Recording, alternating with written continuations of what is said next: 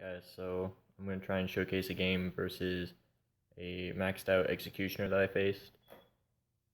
This guy also uses Tornado.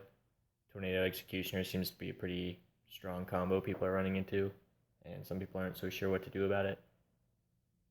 One of the things I think is very strong versus the current meta, which is Giant Lightning, this Tornado Executioner is going to be Giant Skeleton.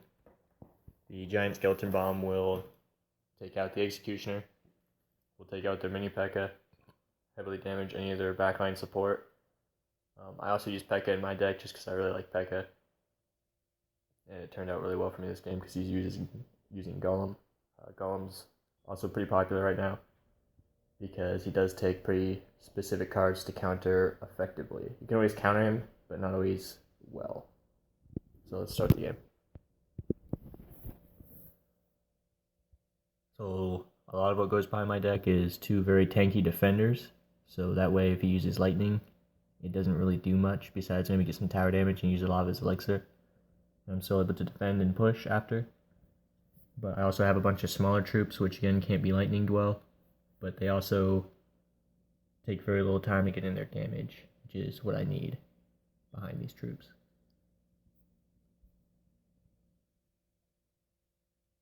Dark Goblin is especially good right now because he can get the troops much further away from your tanks that usually just kind of keep poking damage and it really adds up. It can get the Musketeer that's just sitting back there getting a lot of hits. It can safely take out things from a distance. Most things you would use archers for, you can usually use Dark Goblin for and it'd be more effective. The biggest difference is that obviously Dark Goblin can get logged, and if they have log, it's a big disadvantage, but if they don't, Dark Goblin's just definitely the way to go. I just really like that he can snipe out very strong, annoying defensive cards like Electro Wizard. He's very helpful when you run into like Cannon or Inferno Tower, especially Tombstone. Furnace is kind of hit or miss.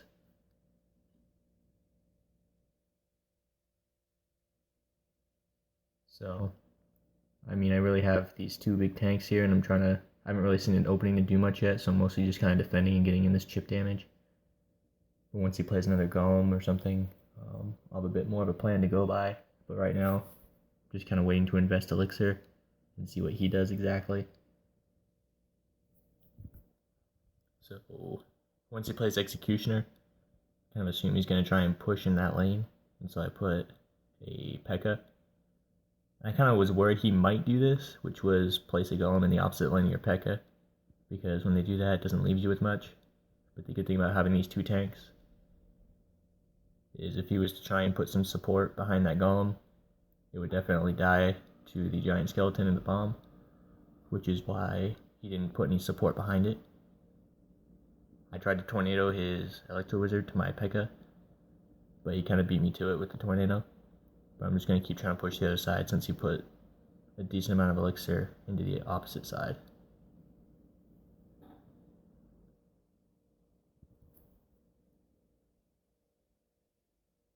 So all the troops he's using right now are pretty, like he doesn't want to, they all have a specific job, and so he doesn't want to place like Executioner and P.E.K.K.A in those lanes because it creates difficulty for him when he is trying to push and he realizes that.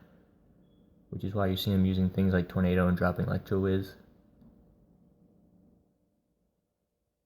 So here I realize he doesn't have the easiest time dealing with my goblins at the moment, so I start dropping a lot of goblins. They got zapped, but I thought they got a good amount of damage before anything bad happened. There you see the Giant Skeleton Bomb take out the Executioner, leaving me another opening to try and attack. But you can really see just how hard it is to get by the Giant Skeleton. It also kind of shows why using things that are very long range or very quick are good. It doesn't take very long to get past the tower to get in any sort of damage.